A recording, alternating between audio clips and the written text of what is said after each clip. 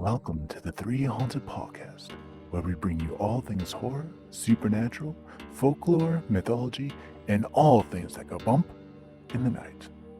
Hey guys, this is your co-host Ashley, Gorilla Girl filmmaker, lunar goddess, and cinephile. And I'm your co-host John Thomas, ghost hunter, super smartass, and film lover extraordinaire. What's up, ghouls, gals, and cornfield stalking metapals? In today's episode, we'll be discussing the intriguing phenomenon of crop circles, and then heading on over to Utah to discuss Skinwalker Ranch. Is the ranch cursed? Do aliens frequently visit there? Who or what is mutilating the cows at the ranch? Is the government involved? Join us as we dip into some of the mysteries of Skinwalker Ranch. We also have two guests joining us today. Who? Stay tuned and find out. But first, a word from our network sponsor.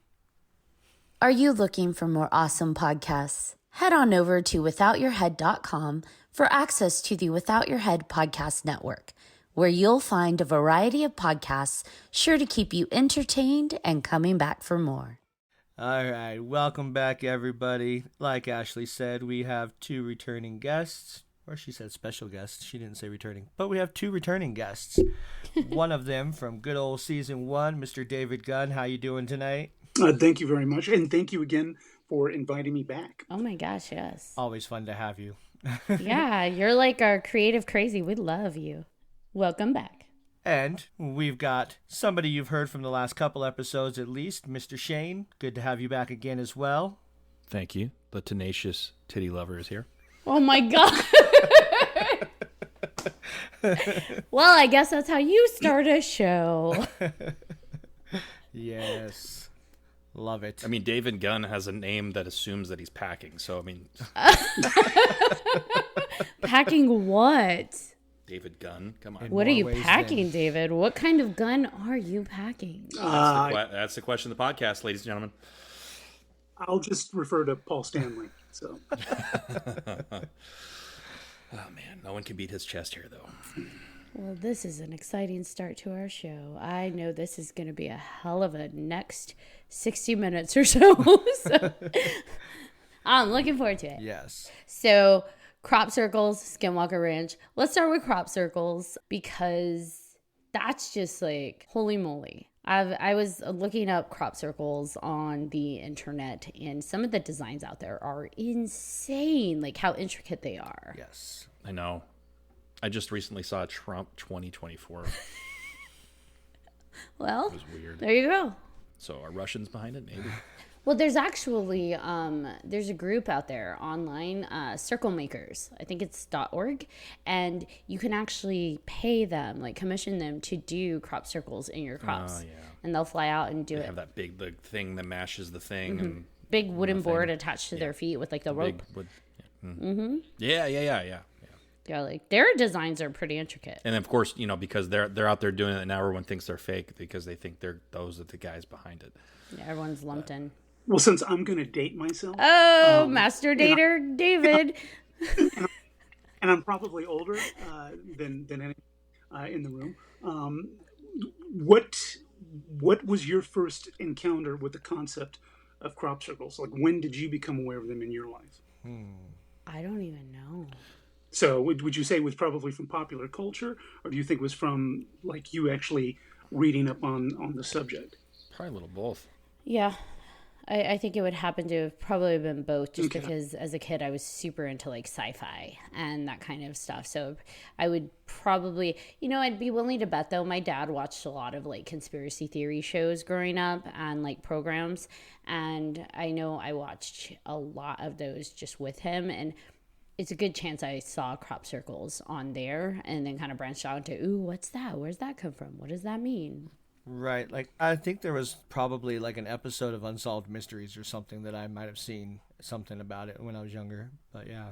What about you? Well, for me, since I'm probably older, my first encounter with crop circles is probably going back to stuff like In Search Of and things like that.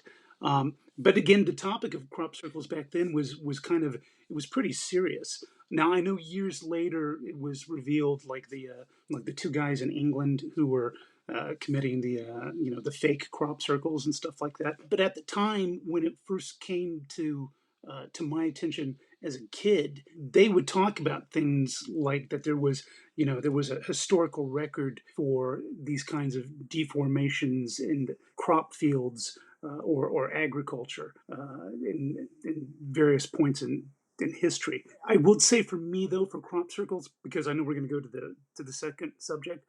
Crop circles for me kind of lost the allure, not because obviously people were faking them, but because it did become such a catch-on for like popular culture and stuff like that. So, when you talk about like the intricate geometric patterns, those are cool. Those are actually works of art. But I want to say there was a video that was put out like maybe something like 7 or 8 years ago that was trying to talk about crop circles as a daytime phenomenon versus a nighttime phenomenon. And the video was interesting because it showed, I forget where the location was, but it showed a light, if you want to call it an orb of light or something like that, that had flown into the location of this kind of pasture. And the light was doing just kind of a movement, like a gliding back and forth, and then it had left. Now, I don't know what the context was of the footage, how far it was away. I mean, they were a good distance away, but it was someone who was capturing this. And then sometime later, it turns out that that location, that field or pasture, because like I said, I don't know if it was a specific crop, it did have a technical crop circle in it. And so I'm always more interested in the things that happen in the daytime, something like that, as opposed to, because they talk about like in England that like a lot of the crop circle locations are places that are pretty close to areas that you could pretty much walk off a trail or walk off a road and get to. So then therefore it's easy to fake it or to hoax it. But it's the ones that are in kind of either that aren't happening at nighttime, that they happen during the daytime, or the ones that happen to be in a location that would be, kind of difficult to get to, or would just be outright trespassing, where you would have to violate, someone's security system in order to get onto the property and stuff like that. Yeah, and I think too, to your point, I really like also the ones that have like potentially like natural phenomenon to explain them. So, for example, there are the fairy circles, which are basically like the mushrooms grown in a circle, right? But they were saying that can also create disturbances in the fields and create circles by the fairy rings kind of growing up and destroying the plant life in the areas. But also I thought a really interesting one was that people were finding some of the crop circles pop up in places close to archaeological sites. And so the idea that maybe there's stuff underneath the surface that is disturbing the vegetation up top that potentially kills it off and creates these patterns. Although other people, argue that, especially the ones close to Stonehenge, that people are kind of capitalizing off of it's close to a very well-known archaeological site and creating the circles near there to kind of bring in that tourism. So lots of different really neat ideas out there. To touch on that, I mean, think of what all these archaeological sites used to serve as when the people who created them were still around. They were there for, take the Nazca ruins or the Nazca lines. They're there for astrological purposes, for, telling seasons and all that. And really you could go as far as say, okay, well, if these crop circles are appearing there, who knows? Maybe they are still being used to communicate, and whatever was communicating with them way back when are still trying to reach out. Kind of reminds me like that. I don't know if you guys ever seen Star Trek, where the movie where what is it? A satellite comes back and it's trying to communicate. It's basically destroying Earth, but it's trying to communicate with Earth or with the whales, and the whales are all extinct, right. So they have to go back in time, right? So like, maybe there's these aliens that are still around, or they're still like, hey, hoping that the same people that they had communication with all that time ago are still around, and like, hey, we're still trying to give you a sign here. Who knows? Well, the thing I would add to that too is like, in a lot of those sites where there was like credible research being done, they would look for things like if there was any kind of radiation within the particular area, or if there was something going on with the actual Earth, something that was emanating from the ground, because I know a lot of people wanted to say that crop circles were, it was just a flying saucer that landed and smashed the grass. And for a lot of people, it was like, well, no, that's not what our experience was. we didn't see a quote unquote flying saucer. We did see what we thought were lights, but they weren't like the size of an airplane or anything like that. They did like what Ashley said, like fairies, something that seems small enough yet large enough to catch your eye, and yet behaving in a way that seemed kind of weird. You didn't think anything of it. And then when someone came back to the property, it was like, oh, whoa, what's this deformation in the ground?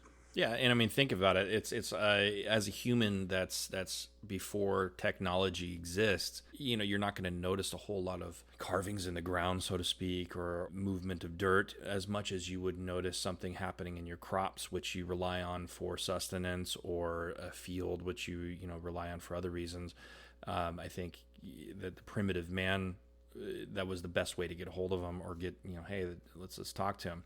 Now so much, I think it's we notice it because now we have access to helicopters and planes and all that. The Nazca lines just still make me wonder, like, okay, if the Nazca lines still are there, and they would never have been able to see them from, unless you were in a plane, yeah, way above in the sky, and say, okay, yeah, that's a man, or that's a bird. It makes me wonder, like, okay, well, then the crop circles, there has to be something else to the crop circles then. Well, there are stories like going back to the 1600s. Like everybody goes back to the brothers that did the hoax of like the flying saucer nest, right? Like in what was that, the 60s, 70s, 1970s.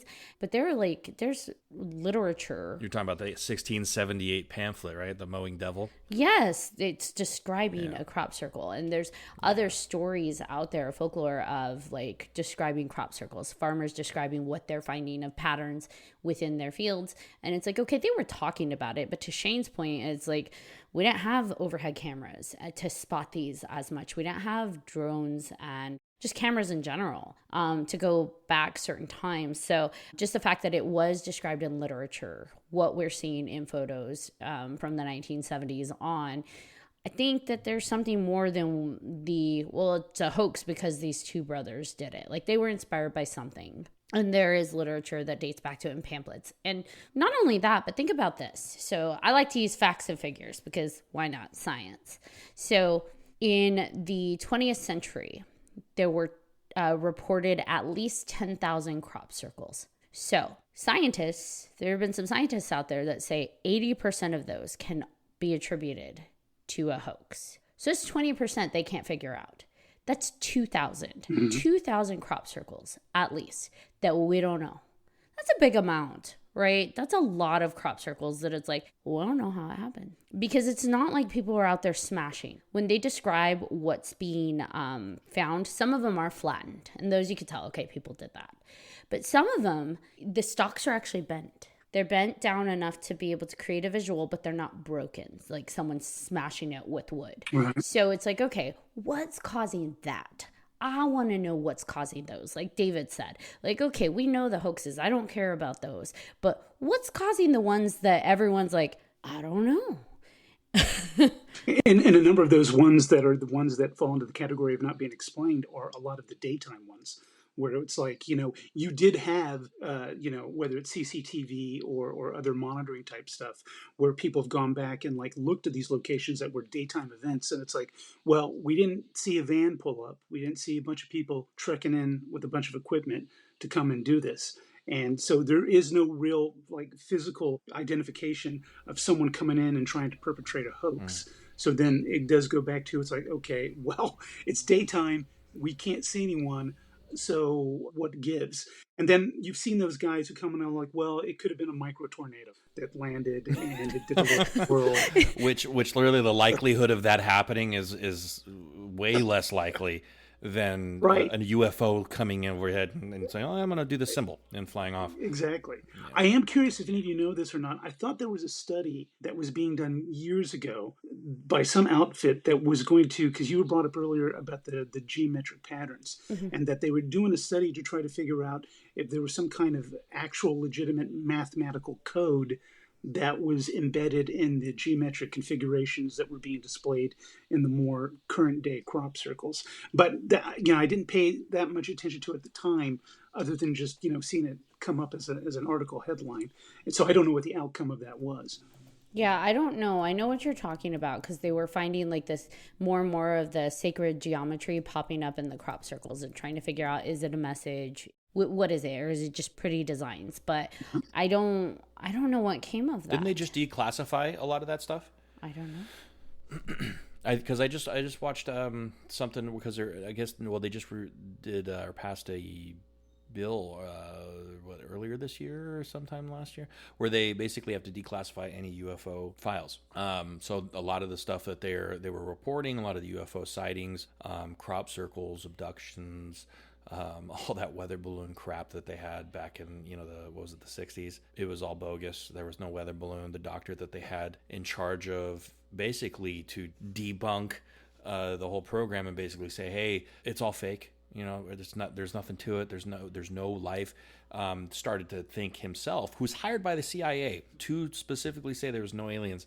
And then he goes, hey, I think there's something to this. I think this is worthy of investigating, and starts investigating and starts really like looking into it a little bit. Eyewitness sightings and okay, there has to be something to it because there's just too much coincidence going on. Because they focus on disproving it and debunking it so much, we're not seeing the patterns that spreads. Like, it's not just unique to crops. So the sacred geometry, the different types of geometrical patterns that may or may not lend to like mathematical coding, that's not found just in crop circles. That's found in sand, snow, ice. That's even trickier, right? Because how do you create a snow geometrical figure like that without leaving some kind of like trek away print? And sand, same thing. Those are very like sensitive types of material to be working with, but those get found in those kind of areas as well, landscape terrain. So maybe there is something to that. I know that there is something to the crop circles that are not man-made, where the stalks are bent.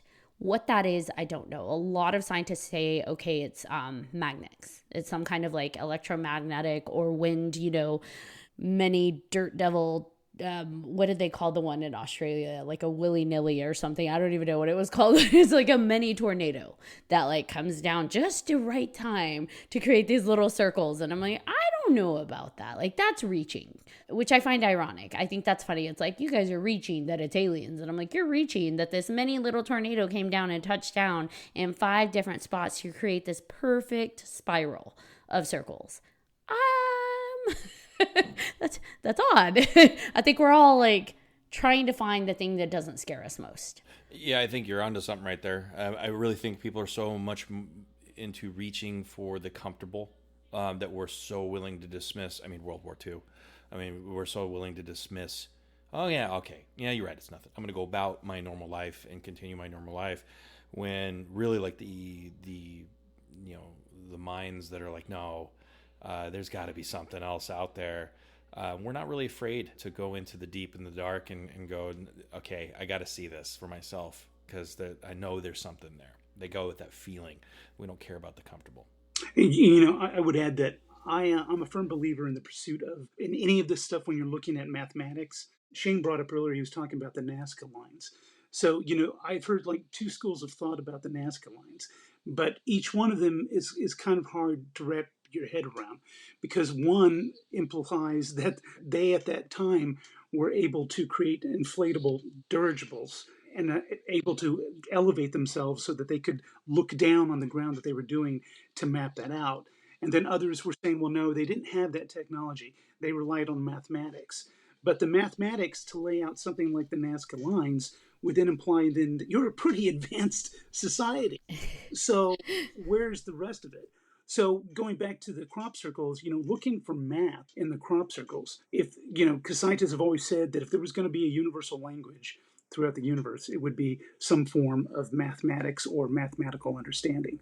So if you could find something like that did not blatantly look like it was of terrestrial origin in a crop circle, I'm all for pursuing, that kind of analysis of it. But you're right, crop circles for me, that's what I was getting at earlier about, like, because you talk about crop circles and then my friends will be like, oh, well, I love the movie Signs. And it's like, okay, well, that's not really what I'm talking about with crop circles, It's become such an attachment point to popular culture that, anyone who was doing any kind of serious investigation of it, it gets muted. Oh, you're just another crazy. Yeah. Another crazy creative. Did you guys ever see, there's like a video, and I'll show it to you really quickly, actually, because I think I could share it. Signs? No. But it's actually pretty neat. And, you know, it could be animation. I mean, David, you know your visual effects, but it's actually interesting to watch. So this is supposedly a crop circle in Scotland. I don't know how well you guys can see that, but it's interesting to see those light orbs. And if you watch the ground beneath it, like that was fast as these little light orbs are like circulating around. Now, that's not to say aliens or fairies, Right. but it's aliens and fairies. No, I'm just kidding. It makes me wonder, you know, we don't know what technology is out there. And so, like, we know what we have general access to, but we don't know what necessarily is out there. So is it possible that that's some kind of technology right now that's able to do that from up above, create these kind of impressions into the earth? Cell phone technology evolved in such a way in 10 years that we can't even wrap our head around. And imagine what has evolved over millions and millions of years out there. Yeah. You know, so now I bet those are drones, literally just sent here by another drone just to communicate and be like, hey, we're waiting for a response of any intelligent life. And then they go, yep, never mind, we're going back to the ship. And then they leave, and then they're going to come back in another 2 years or 3 years and then do the same thing, hoping for a response. Yeah, because watching that video, in my mind, those did look like something that would be drone-like. And even the way in the flight pattern of it, you know, it moved in a circle. Mm-hmm. It wasn't like erratic moving back and forth. It did move in a circle over the crops as they kind of, it almost looked like wind kind of blowing it apart. If you notice, the circles kind of spread from the center and out. Reminds me of the spray painting machine on Demolition Man. You know, where it spray paints the wall really quick and it's done. Yeah, and that was like interesting to watch because to me, I didn't automatically assume like that's fairies. I was like, yeah, that's some technology that created that very quickly. Whether it's our technology or not, I don't know. But that definitely looked machine doing something. I was going to say, do you know what year that video was? I don't. Let me see if I can find it while you guys continue the conversation. Something funny that I found, I don't know how true this is, but I just have to bring it up because it wouldn't be our podcast if something funny didn't come up. But I was reading about how a bunch of crop circle enthusiasts in the 80s came up with their explanation for it was the sexual activity of horny hedgehogs. Sounds like a heavy metal band. Right. So that almost sounds like the other one, which is that people who were doing the crop circles claimed that they were being possessed by alien beings, and so they were acting through them to communicate. Yes, there we go. I prefer the horny hedgehog theory. Anything that has anything to do with possession, Ashley's just like, nah, we're good. I don't know. The horny hedgehog theory sounds kind of like a sharp concept. Ha ha ha. Ouch. I'm so funny. So David, that video was from supposedly 1996, but it was posted to YouTube 2014. But it says it was in Scotland. Okay. So yeah, I mean, again, because like just in all fairness, it's like, you know, I don't know if the video is legitimate or not. Right. So, you know, but it would be interesting to track down the elements of that video, find out where that source video first originally came from, and find out if there's been anything added to it, or if that is purely what it was done in 1996. Because even if the video wasn't real, there are accounts of daytime crop circles that have happened that have been supported by the fact that there were further evidence of interviews of people who either owned the property or had properties proximitating to the property, where there was, you know, clear view observation, and where they could not track down any kind of evidence of someone coming into a location and making this kind of event happen, which then is kind of like, okay, so how did it happen? So even if the video wasn't real, or if it is real, there are still accounts that basically, you know, like you talked about, the ones that slip through the cracks are the ones that you can't say, okay, yeah, it was a bunch of teenagers drunk one night, you know, or it was the two brothers, or whoever, or if it was a corporate advertising gig that they were going to do because they wanted to sell some new kind of shoe. So the ones that have this weird event that surrounds them, those are the ones that I'm most fascinated with. Crop circle Converse. I would do it. I'd buy it. Yeah. trying to track down anything hits wise on this video. It's the same video, but I don't see anything prior to it being uploaded prior to 2014. Okay. That's not to say that means anything. Someone could have gotten a hold of footage and that's when it came online, but I am not finding too many hits on that. And again, the other thing too is like, I don't know how familiar people are, but throughout the years there have been investigative journalists like Linda Moulton Howe, who has done research on crop circles. And even going back to the 1990s, there were programs, and I'm not talking about kind of the cheesy stuff we have today, but there were older TV programs that were examining the phenomenon, and they were examining it in a serious way. I did find one other theory that I thought was interesting, and it had to do with magnetism when it comes to crop circles. So one guy postulated that our magnetic poles, they kind of shift over time. I think it was like 3 degrees every year or something like that. But there is like a magnetic shift on Earth. And he was saying that somehow attributed to crop circles. Now, I didn't quite think that aligned as well, because if it's that slow rate of a magnetic movement, I don't see a whole geometric thing surfacing overnight with a slow magnetic movement. But there was a scientist who found that using equipment from a microwave and a 12-volt battery, he could get the crops to bend, as you see in the crop circles. So he was able to actually mimic the bending that you see versus the breaking of the stalks using a microwave, pieces of a microwave tubing and a 12-volt battery. So I found that kind of interesting. That's not to say people are walking out with that, but the fact that something in that combination, that electromagnetic kind of force is doing that, maybe leads us towards something out there that's creating these ones we can't identify, is carrying enough electromagnetic force to create these like really intricate designs. Alien technology. Well, I mean, and then that opens up the whole box again, which is like, is it really alien technology? Because if you keep following that rabbit hole, you hear everything from it's our future communicating with us, trying to warn us about our own future. Is it aliens technology? Is it aliens who exist on our world but exist in a different dimension? So they're trying to come here to communicate to us, to warn us about, certain things. Because the whole thing is like, so what is the purpose of a crop circle? If you're some being or some entity and you're showing up, what are you trying to communicate by plopping down here and making this deformation? Because that's the argument I always heard from people, where it's like, well, if you were an alien and you really wanted to communicate something, wouldn't you do something else in a much grander scale than just plop down in someone's yard? No, I really think they're trying to get a hold of the right people. They're and really the mass is not ready for it yet. I think that they want people to figure it out and discover, and then when everyone's kind of ready to share in that knowledge, then we're ready to communicate.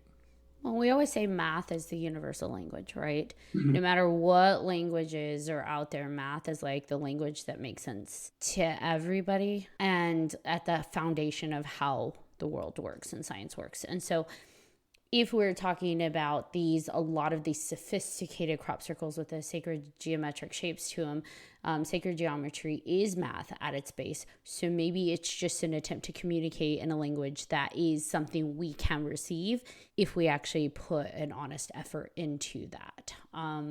It may not be something we understand yet, because people kind of lump sacred geometry and mathematical, components of that to the more metaphysical side of the house, even though abstract math, creating shapes, is a very real, study in college under the math discipline. So creating spirals and other types of shapes using mathematical equations.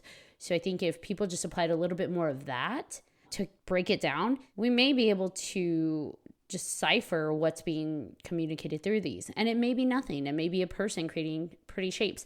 But at the end of the day, looking at some of these very advanced ones, it's like someone had to have. That's not someone getting drunk and putting wood on their feet one night. That's some serious planning and mathematical equation plotting and execution. Like, that is some highly sophisticated implementation. So if nothing else, if that is a human, get that Rain Man on and bring him to a university to figure out how their brain works, because that is super sophisticated.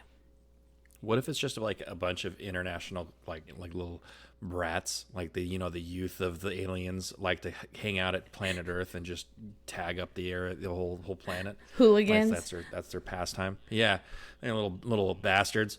Hooligans of the universe. That's a concept. Yeah. As a guy who was a carpenter, it requires quite a bit of teamwork to put something together on a large scale. So for those ones, the crop circles that are like really specifically down to the inch geometrically designed, that's a lot of coordination and that's a lot of teamwork. So just for humans to go out one night and plot that and map it and do it in a consistent way without there being a bunch of fuck ups, that's a pretty hard chore right there. Yes.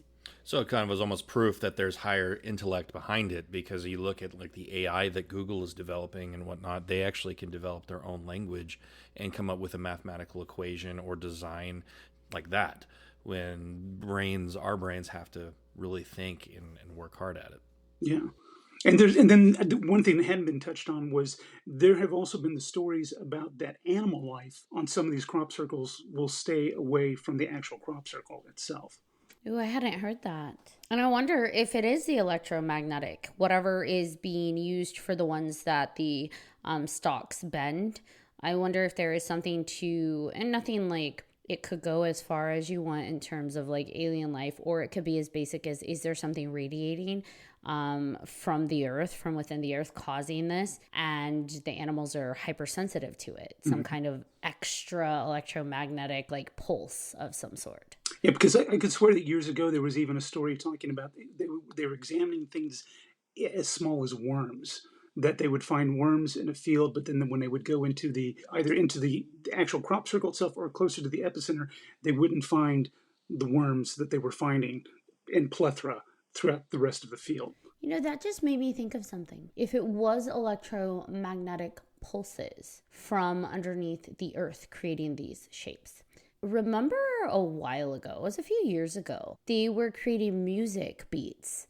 They would put salt on top of speakers, and then they would play certain music beats, and it would create pictures in the salt and shapes based on the like vibration of the music. It would create like full-on shapes and pictures. And I wonder, could it be something like that? Is there some pulse within our earth we don't know about that creates like a shape on the surface level of our earth? Well, music is just another form of math.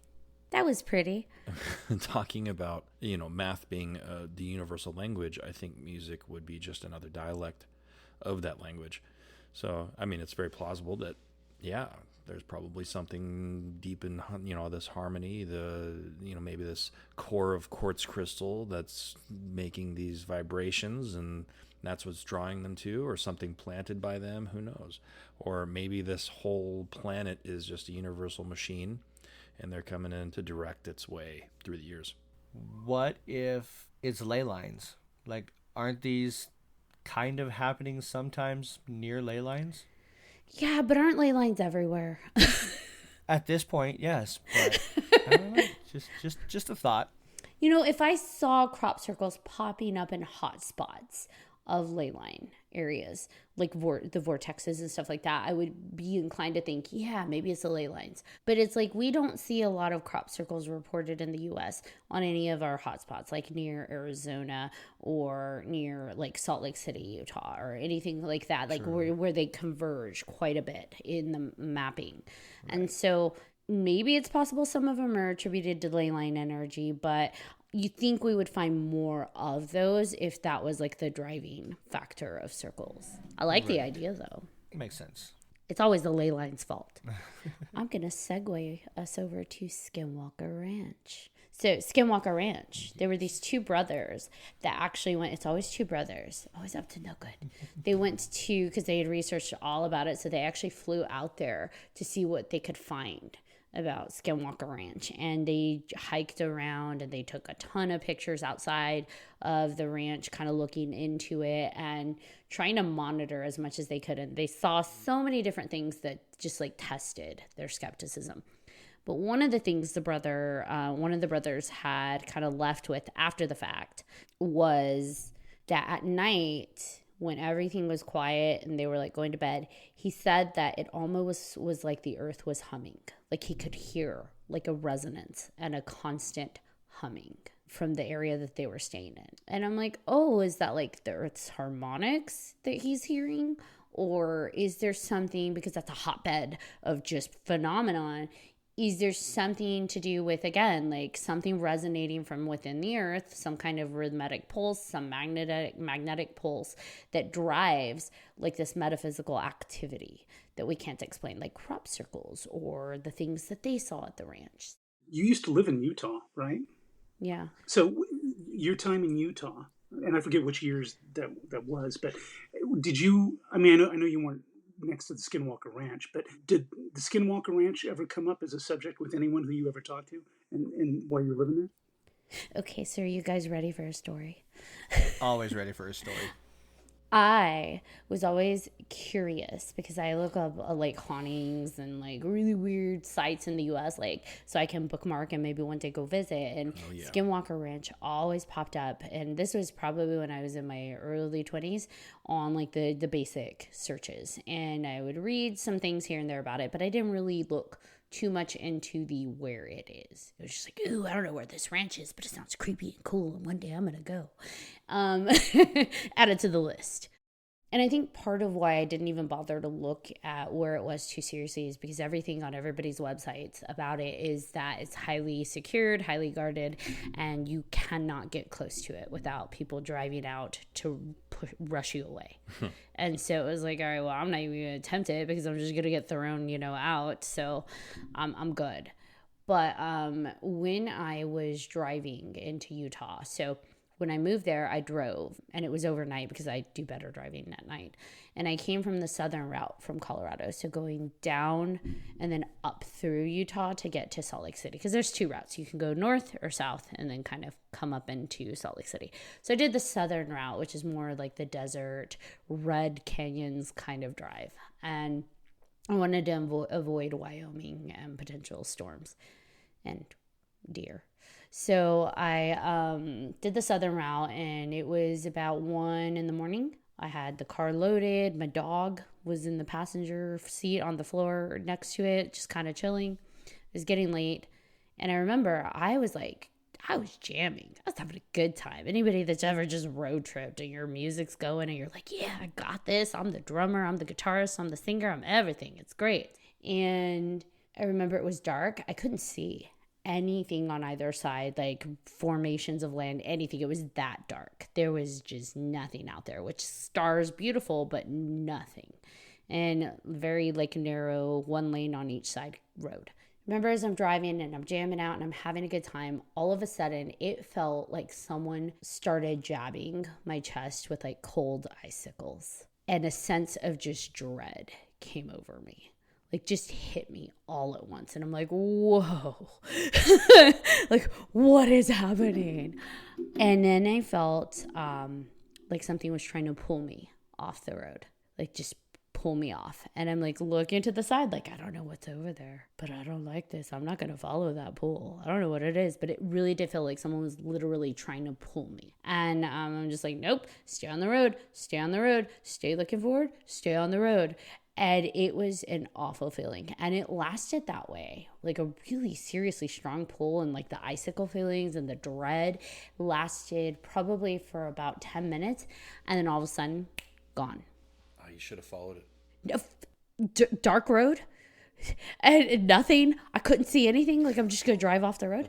And so I was like, I don't know what the fuck that was, but that was awful. And like my dog had started whining, and it was just like, I'm going to stay on this road. Now I'm going to stay driving forward. And this is not how you want to enter into a new place that you're moving to, right? Mm-hmm. So I drove up into like an hour and a half later, 2 hours, I ended up being in Salt Lake City. And I'm like, I don't know where I was. And I knew that like I had seen a sign probably about after the 10 minutes, like when it had lifted, probably about 5 minutes after that, I saw the sign for the city price. And I'm like, okay, I'm going to remember. And so then, like, I did that trek a few times, came through the south. Same thing happened the second time. And it was nighttime, felt that same dread and prickling. And I'm like, what the fuck? So this time, like, I'm like trying to pay attention to the road markers, so that I can kind of get an idea of where geographically I am in the state, because that's really weird. That's like not a coincidence. And then sure enough, it went away and I see the sign for price and it's like, that's weird. So I stopped driving that way. I really, it freaked me out. And so I stopped driving that way and I would go the northern route. And I'm like, I'll take my chance with the deer. And I totally hit a deer one time. He deserved it. My 30th birthday. Yeah, look, I'm dating myself now. My 30th birthday, I actually was going to go to Moab with some friends. And they were driving. One of the people was driving. I fell asleep. You have to go south to get to Moab. I fell asleep in the car. I woke up. Like, it felt like somebody yanked me out of my sleep with like icicles and like dread. And I woke up like panicking. And I looked around. Where am I? Where am I? And this is daytime this time. And I see where I'm at daytime. And it's like after the price sign. And there's this town coming up called Wellington. It's the same exact spot. And it pulled me out of my sleep. Like, how crazy is that? So I'm like, I never want to go on this road again. On the way back, because we had to take the same way back, I actually asked them to pull over to there was a gas station off the way. And I actually asked them to pull over so I could drop a pin on the map to figure out where exactly is this happening. And there was a sign for 9 Mile Canyon. So doing some research, 9 Mile Canyon actually directly leads to Skinwalker Ranch. And 9 Mile Canyon is like very heavily petroglyphs and lots of Native American just like artifacts and stuff have been found there. And it was like, ooh, that was a lot that I'm feeling. So I ended up meeting at an art gallery years later, this girl, or not years later, like a year later, this girl that's from Price. And I asked her about that because I'm like, perfect, there's Price. And for me, it was like halfway between Price and Wellington. They were very close to each other. But I asked her like, hey, this really weird thing happened to me. And I know I'm going to sound nuts, but I'm curious. Is there weird stuff that happens like in Price or like Wellington area? She's like, oh yeah, there's unexplainable car crashes all the time where people just go off the road. And she's like, and it's weird because when they're asked about like what happened, they're just like, I don't know. And I'm like, that's nuts. That is crazy. So I didn't want to follow that. Like, I've always wanted to go to Skinwalker Ranch, and I know 9 Mile Canyon, you can follow that, and it leads. It's not literally 9 miles. I think it's like a 49-mile trail, but it leads directly towards Skinwalker Ranch. It's a direct path. And I feel like there's a whole lot of history in that area. And when you research Skinwalker Ranch, they even say that it's not limited or restricted to just the ranch. It's that whole basin that weird shit happens. So, sorry, that was my storytelling time with Ashley. In April of this year, my brother and sister and I, we were driving to Idaho to go take care of, my mom's stuff. And we actually took the northern route. And we were in Utah. I think we had barely gotten in, or we were just maybe 45 minutes in or something. And then we were on one of those 2-lane highways. And all of a sudden, the GPS told us to make a U-turn out of nowhere. Like, we're going the same direction for a long time. And then all of a sudden, it's just like, make a U-turn. We looked at each other and we're like, why would we do that and go back the way we came? I don't know exactly where we were, but we were like probably 130 miles away from Skinwalker Ranch. So I don't know how far the reach goes, but it was just weird. And I know that they experience weird stuff with the electronics there as well. So I don't know, but that was just weird. And it never happened again. It was just in one little spot for like maybe 10 minutes. It kept telling us to make a U-turn, and then it stopped and everything was fine.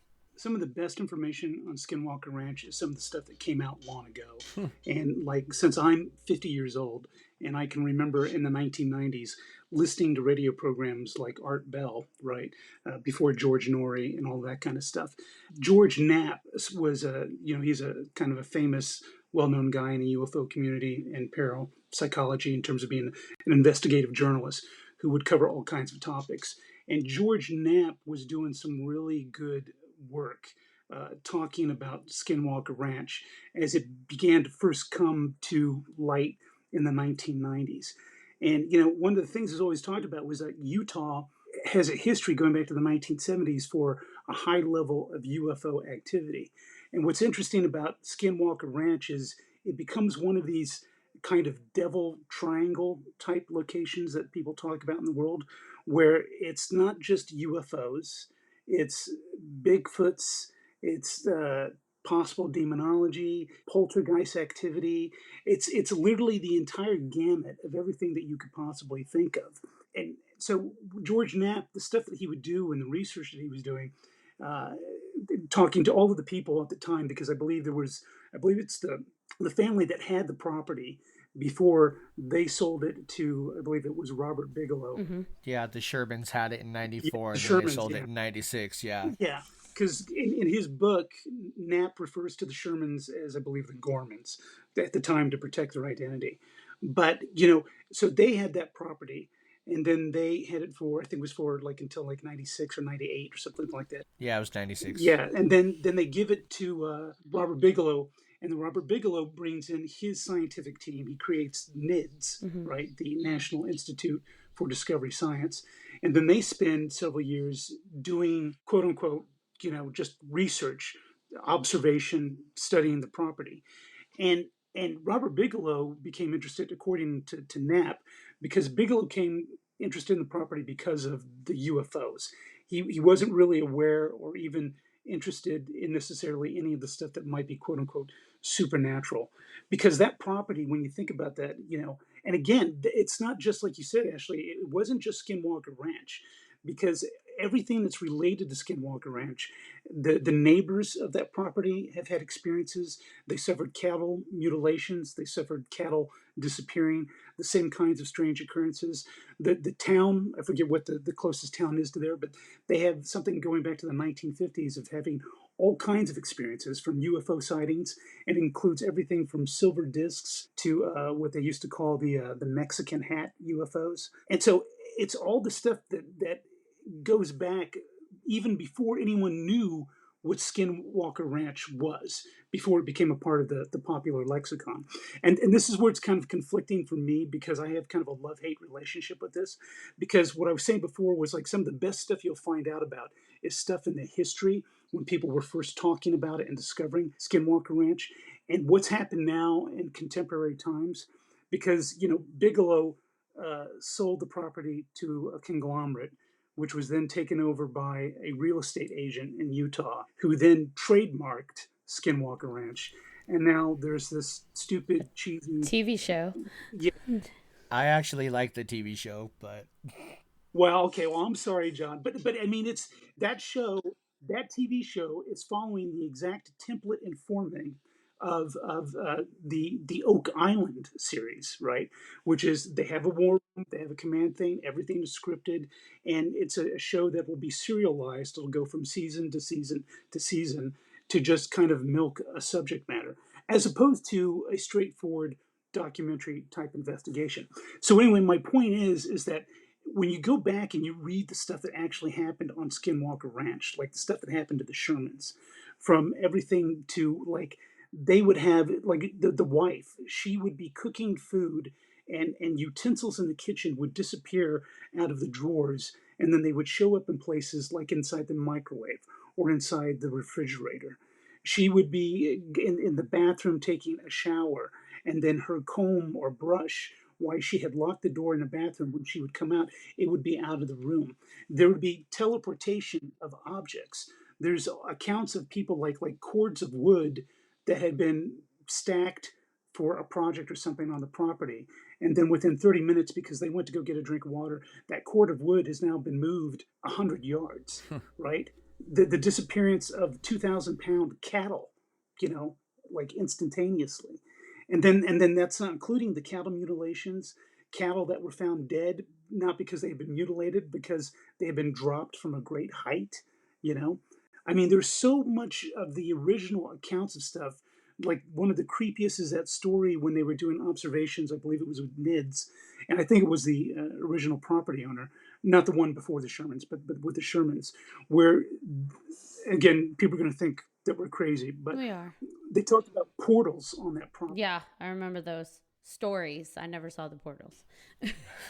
Yeah, there was the account of a portal that opened up, and they described it as it looking like at first like an orange orb light, But as you looked at it, you could see that it was transparent and you could see to the other side. And on the other side, it looked like it was a different horizon. It looked like it was a different sky. And in that account, they saw a physical being elbowing or crawling their way through the tunnel from that side coming into our side. And when it stepped out and stood up, it was effectively like an 8 foot tall Bigfoot that then ran off into the darkness. Now, a person can say, oh, that's bullshit or whatnot. But if you go back to that time period when these accounts were being described, that is freaky stuff. Yeah, there's no influence. There's no influence to them at that time. This is where we take a moment to advise our listeners to not do drugs because Bigfoot and portals. But interestingly enough, we just actually did an episode on cryptids and Bigfoot, and it was like, where did they go? Because if there's that many sightings, where are they going? Interesting. Maybe they're portal traveling like alien beings, and that's where they go. That's where they're living, and they just pop over. So So I'd like to actually touch on something, because I will say this, I will preface this. I experienced more things that question my logic and potential sanity in Utah than I have in any other place. Like, I do feel like activity of all kinds is super high there. There's probably an interdimensional tear there. I'm not completely dismissive of things being a what if. But with that said, on this show, I saw a clip on the show, the Skinwalker Ranch show, and it was something along the lines of that I don't want to, like, they gloss over it, like, in the clip at least, they gloss over it quite a bit, and I think maybe it lays bearing to it, is the levels of radiation on the ranch, that there's levels of radiation that are, they spike. And I can't help but think about our episode last season where we had a guest tell us how carbon monoxide poisoning can actually cause people to hallucinate poltergeist-like activity, as well as demon possession-like activity. And so when we're talking about the Shermans and the things that she was seeing and experiencing, and the moving silverware and the disappearing brush, I can't help but wonder, in those moments where those kind of activities are occurring or they're seeing the portals, is it possible that the radiation levels were high, or there was some kind of chemical in the air that might have been causing a hallucinogenic-like reaction? I think anything's possible. NIDS was studying that. Mm-hmm. NIDS was doing research, and they were examining all the plant life, all the flora, any minerals that were in the grounds that would have isotopes or anything like that. They were looking for plants that would have hallucinogenic properties and stuff like that. So, a lot of people think that,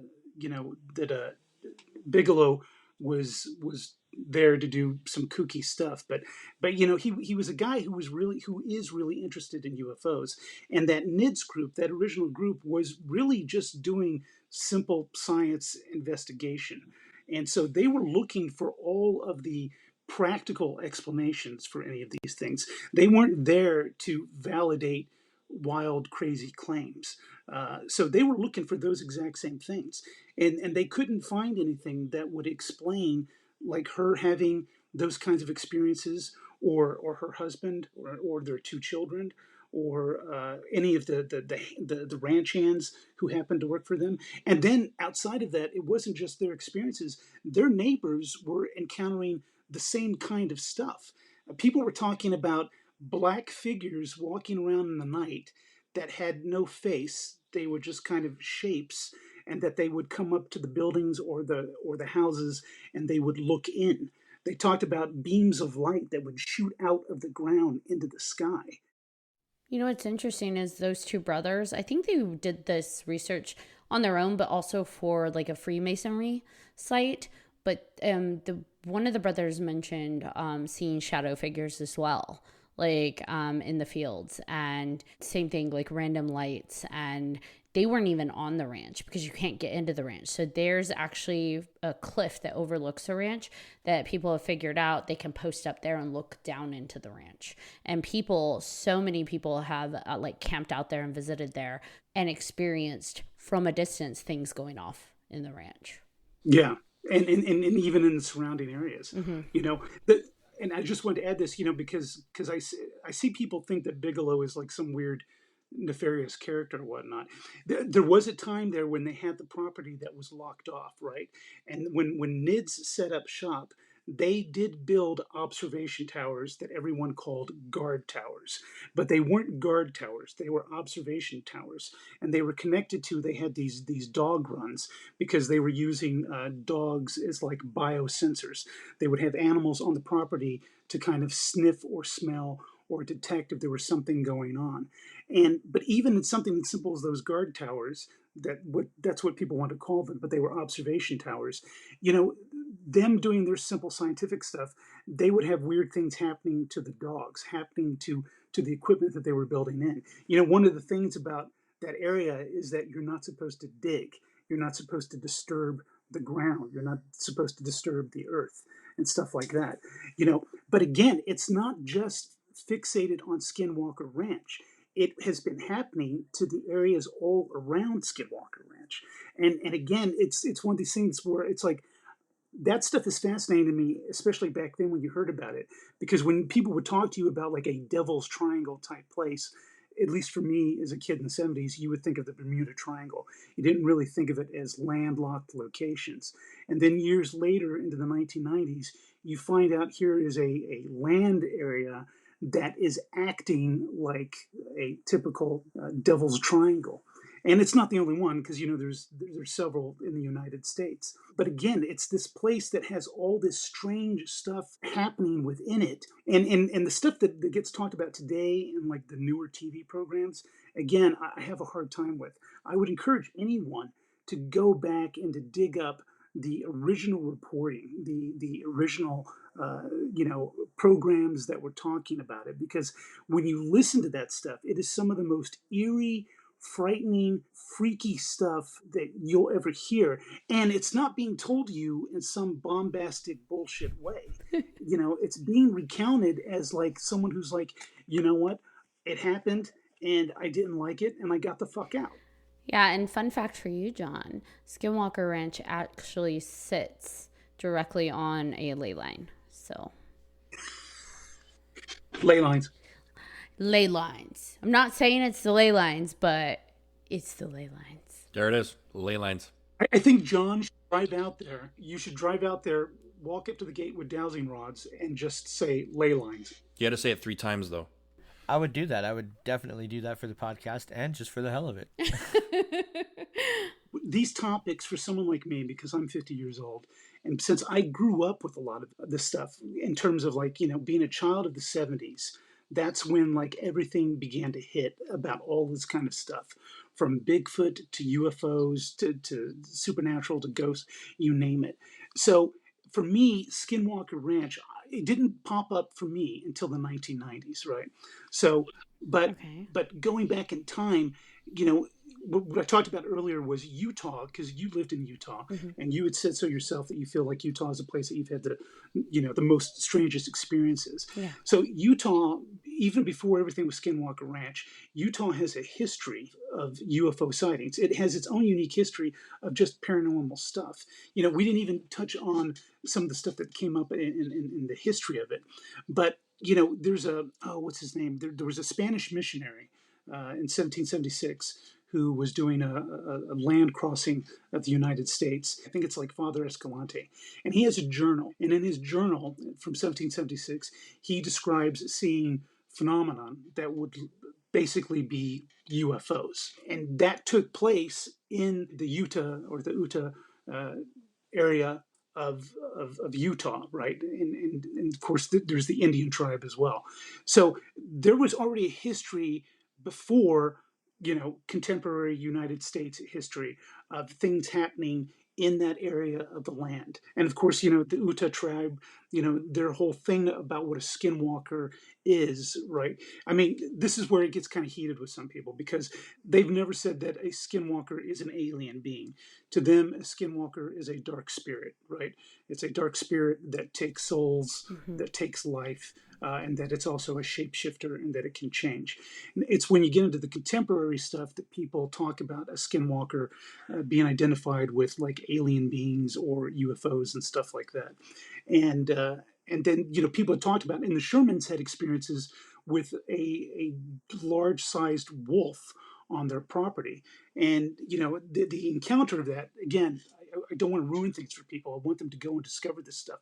But when they tried to identify the kind of wolf that they saw on the property, they were given images of what kind of wildlife that they could most accurately describe it as. They picked a dire wolf, which is basically a prehistoric wolf that hasn't existed in over 10,000 years. So, there is all this weird stuff that if you really take the time to go and like read it or listen to it or watch it, I mean, it's amazing stuff. And even if you're not watching it with the trappings of like the current day TV show, right? And I hate to bag on it, but the actual stuff that like you said, like if you were listening to it in the middle of the night, you would never fucking drive anywhere near Skinwalker Ranch. Utah has its own history with the paranormal, has its own history of UFOs. There was a guy who wrote a book in the 1970s about a rash of UFO sightings that were taking place in Utah. And all of that was within the Utah Basin, which is that region of the Skinwalker Ranch. And then by the time when, it's the 1990s, and I'm listening to a radio program, Art Bell, all of a sudden Art Bell is talking to a guy like George Knapp. And I think he was talking to one of Bigelow's scientists who he had hired, a guy, I think his name was Colm Kellerman. And I think Colm Kellerman and George Knapp, they wrote that book together talking about Skinwalker Ranch. So in the 1990s, that's when Skinwalker Ranch began to first pop up. And that's when I discovered it. And I think they've talked about before that there had been periods of like where there's a high level of activity and then there's low level of activity.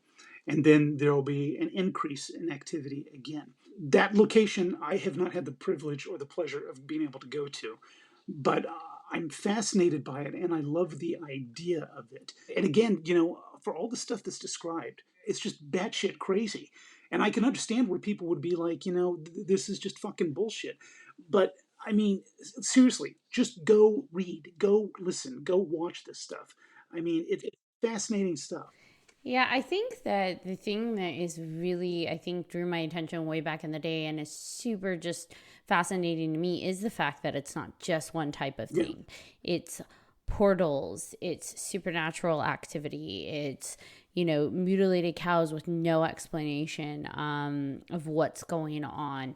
And it is the level of government conspiracy that gets sprinkled into it. Now, whether that's used to perpetuate something or not, I don't know. But I know back when I researched it, this was a long time ago, people would talk about how like the second you started to approach these gates, like a black truck or, government type vehicle would just speed up and like wave people off. And the level of security and surveillance around the perimeters that was there to keep people away, even back then, was pretty vast. And so that in and of itself, and then you have the TV show now where they, the guys, and whether they're making it up for TV or not, they talk about, the Bigelow owner, he did work with the government, and they did, I think they called it like a black budget Pentagon research on Skinwalker Ranch. He does have 2 satellites in outer space. So it's like if the government's investing, if we take that as truth, and the government's investing that much into this location and this site, there's got to be something there, right? Even if it's curiosity, like why are all of these people reporting these things? What is going on? Because I think the thing that had stuck out to me originally when I was looking up Skinwalker Ranch and researching it a long, long time ago, it was actually the portals. I don't know why, but that caught my attention more than anything else, that people would mention portals, like wormholes. They would mention wormholes, or what they would deem as like, hey, if I had to say this is what I saw, it looked like a wormhole, would just like manifest at night on different parts of the property. And they could be there for a little while and then it would go away. And it's just like, what? What are you seeing? What? And people, who aren't associated with the ranch, supposedly, who aren't working with the ranch or own the ranch, people that are, crouched over the cliff looking over, seeing similar things. They're describing like, yeah, I saw this thing that kind of looked like it appeared out of nowhere in the air, and it looked like a tunnel of some sort, and I don't know what I saw. And again, it's like, what are they seeing? And is it some kind of hallucinogenic in the air, or is it something else? What is it? Only one way to find out. Let's go. We're going. There's so many random things that happen on different levels. There's like orbs of light that travel. Because we talked earlier about like fairies, like a fairy light traveling around. And then they're like full on, the same tribe members have seen metallic spacecraft. That's not something ethereal. That's not something supernatural. That looks like actual physical technology, right? They've seen different kinds of orbs or lights in the sky that look like what you're talking about. Like it's a portal opening up in the sky or a portal opening up in the ground. Then there's the shafts of light that come out of the ground and emanate into the sky. There was an account of I guess the only way I could describe it is like a flowering, like a flower opening up of light that happened in that location. So it's like, typically, when people talk about like, oh, well, the place is haunted, and it's like, well, what do you see? It's like, oh, I see a white lady. White lady always walks down. But this is a location where people are talking about Bigfoots, black figures with no faces, wolves that are the size of prehistoric animals that then disappear and leave no tracks, lights that come in all sizes and shapes, physical metallic ships that appear and disappear out of nowhere. I mean, it's so much. It's batshit crazy. So what is it? What do you guys think it is about this area? Because like you said, it's not just the ranch, it's that basin. So what is it about this specific area that is manifesting so much activity? Like, let's just suspend disbelief for a moment and say it's all real. There's wormholes, there's dinosaurs, there's Bigfoot. Like, it is all real. Okay, what is it about this specific region of the US and the world that is manifesting this level of activity? Because it can't be one ley line. Like, it can't be. So what do we think it is? I don't know. All the Native American energy that surrounds it, maybe? I don't know. I mean, they're definitely big believers in all of that stuff. Yeah, just maybe. I don't know. Especially in that area. The theme that I would go back to if I was going to play that game with myself is no, I don't mean it in any kind of bad way, but it's like, if I'm trying to rationalize what is going on, right? If I can't find something that's just, simple explanation for it, the thing that tends to make sense to me is, and it's not just for this location, because people have talked about the same kind of thing the world over, but that historically there are locations on the planet of the Earth that were visitation points for entities or beings from another world or another dimension, and that these locations on our planet were the places that they always came to, that they always traveled through or landed at, however you want to describe it. And so these particular locations, even though we advanced, we grew up, we moved on, we forgot all kinds of stuff, the locations are still interaction points. They're still visitation points. So if it's like a stoplight for a ship coming from outer space or a ship or beings coming from another dimension, it is the stop point. It's the crosswalk where they come here, they come to our planet, or they come to our dimension, they come to our time, however you want to describe it. That's the only thing that really makes sense to me, is that it's the kind of place where the laws of physics, the laws of science as we understand them, seem to kind of like stop working in a certain way. So it's like our interdimensional airport? Yeah. I mean, obviously I'm not saying it's like it's a bus hub where people are waiting to catch their next flight. But the concept of, like, when you talk about a wormhole, about like, okay, where does it interconnect, right? And if you were to interconnect with a planet, are you interconnecting beneath the planet's surface? Are you interconnecting subterranean? Because that's another thing people have talked about. They've said that they've heard the sounds of machinery coming from beneath the ground. They've heard the sounds of voices talking in different languages, mocking them coming from the ground. So, the only thing that makes sense to me is that if it's something that's interdimensional, and I say interdimensional because of the aspect of portals, the aspect of things disappearing and vanishing. If it was just a straight up UFO experience where you were just seeing objects coming out of the sky and coming to the property, then I would purely be like, oh, it's a visitation point coming from outside of the planet, coming from space. But because so much of it seems to be happening from within, and again, this could be a point on the planet that goes back millions of years, right? So then even before us, when the tribes, the indigenous people lived in this country and they were flourishing, they would have inhabited these lands, and they just so would have happened to have grown up and started living in a location that already had a pre-existing history to it, just like it's a pre-existing history to us. Does that make any sense? Yeah, I think we kind of discussed that in the ley lines episode a bit, like where societies kind of sprout up and expand tend to be in areas where there are like vortexes nearby. So maybe, the Native Americans in the area were drawn to that energy, that hot spot, if you will, of whatever activity is going, whatever is also causing this activity.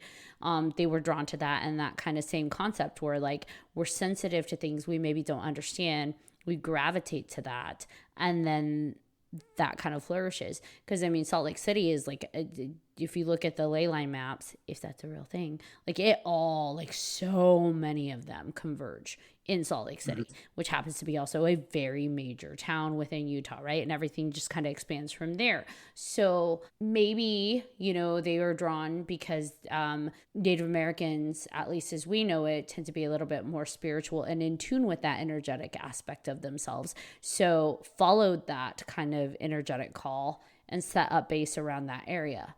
With that said, though, one of my theories, because it could be so many things, we're just playing the what if game.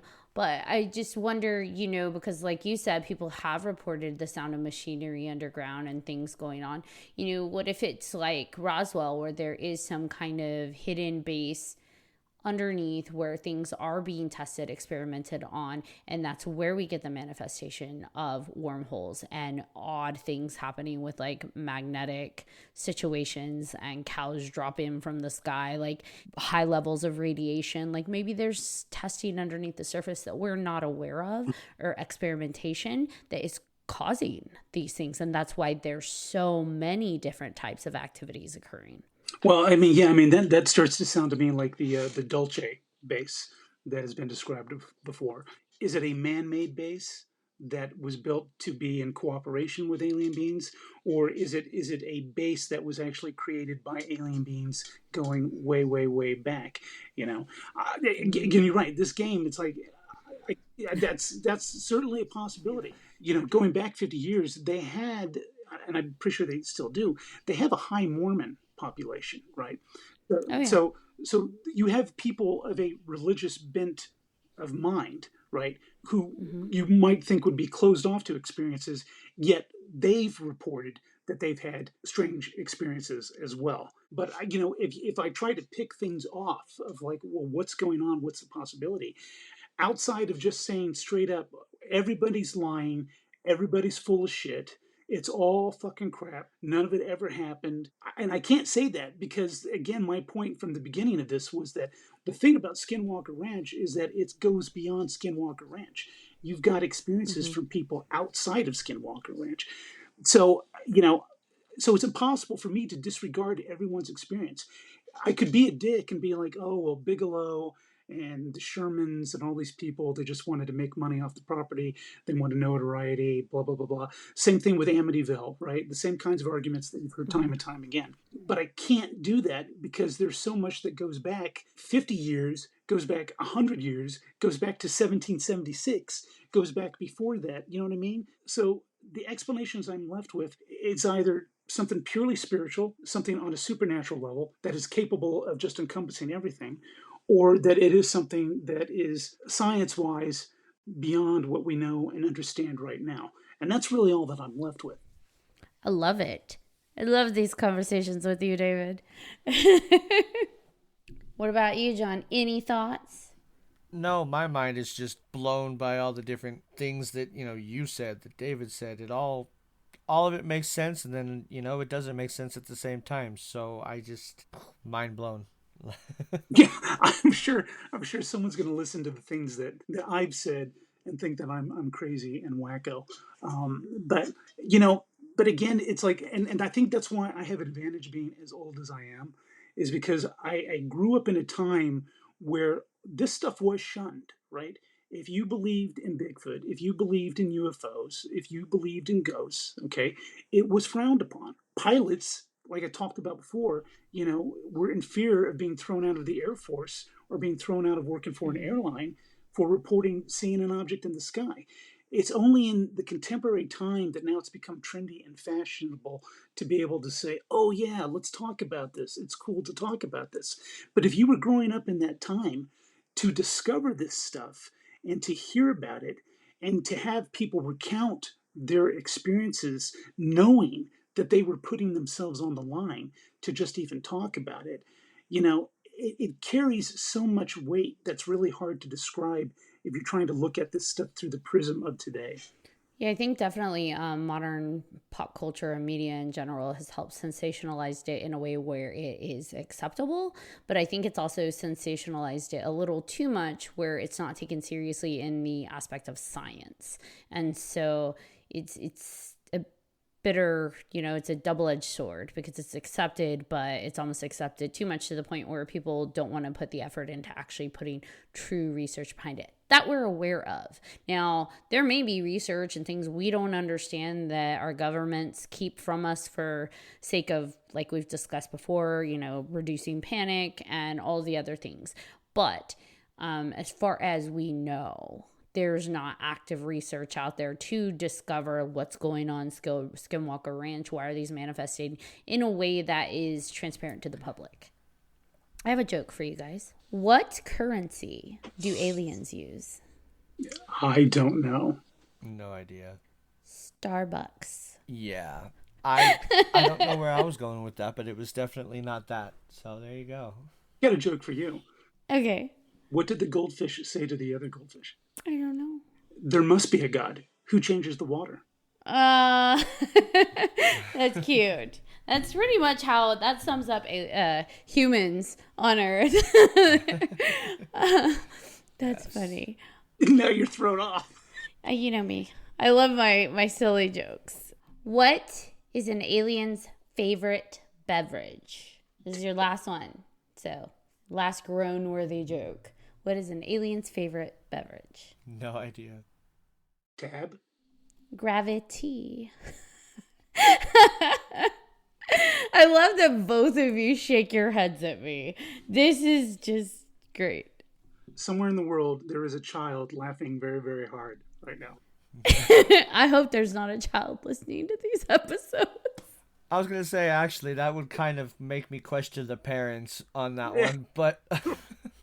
On letting them listen to this. Oh, man. I know. I have friends who ask, like, oh, what's your show? I'll listen to it. I'm like, don't let your kids listen to this. And they're like, what? And I'm like, do not allow your children to listen to this. This is not a kid's show. Well, this has been a really awesome episode. Any last thoughts on crop circles or Skinwalker Ranch, my awesome friends? It's been a brilliant conversation. I learned a lot tonight, and I'll be honest with you, I really haven't, I didn't know a whole lot about Skinwalker Ranch until this conversation. So I appreciate the knowledge and the theories and everything that was spread tonight. So it was very enlightening.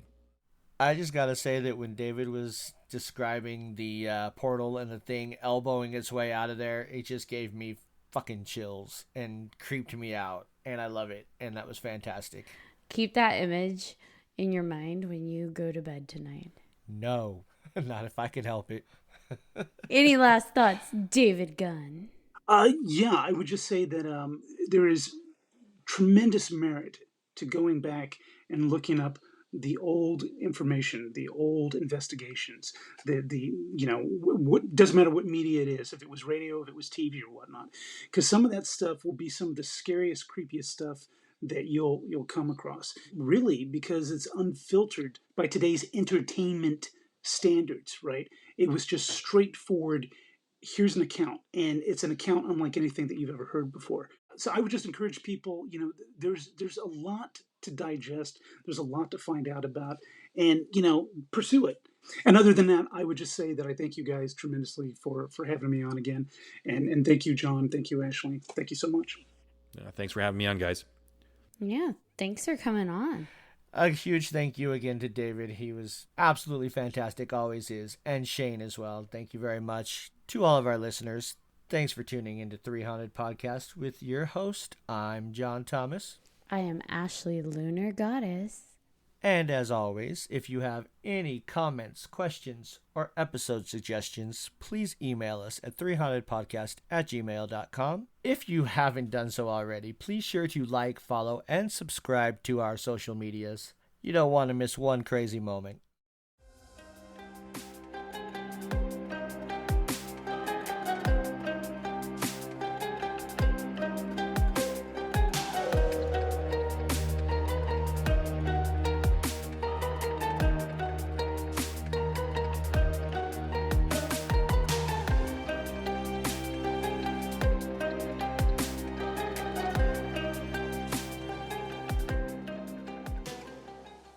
As the night hour continues, it gets a little spookier.